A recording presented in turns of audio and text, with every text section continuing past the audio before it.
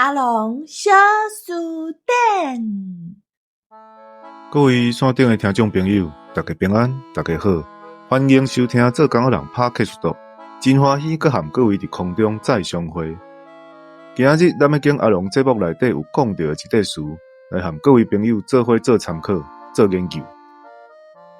菜有几落种意思，刷落来咱聊聊来讲。菜条啊，就是甲涂骹挖一空，甲条啊带一部分入去，互条啊徛会直，徛会栽。咱话会当安尼讲，就是你先咧讲咱爱菜一支大条，才会消灾解厄。毋过伊讲爱菜的所在是路的正中呢，我看还袂解着厄，我会先去弄着头。过来，菜甲菜拢是无等同的意思，亲像你搁菜伫遐咧创啥？搁毋紧来甲王党的细刀写，伫遮就是咧讲人徛咧拢毋等同。有时咧讲个菜伫遐换做菜脯仔，有影是共意思。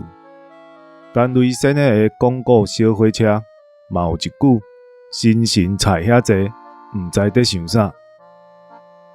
遮个菜嘛是无等同的意思，话句真水，嘛伫遮含各位分享。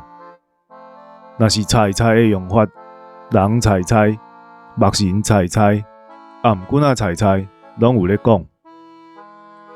搁一种是课的意思，像讲遮爱菜2块椅仔，遐嘛共款。伫故事内底写着的，甲桃仔菜伫桌顶，嘛是即种意思。过来就是藏好好，搁要甲摆的意思，像讲菜神明、菜脯仔、菜公妈。有一句俗语介出名，一人一家代，公妈随人菜，就是咧讲，甲家己的代志管好好就好，毋通插伤济，插过头，插甲为别人因兜去。搁一款是讲人真热，真大汉，话会当安尼讲。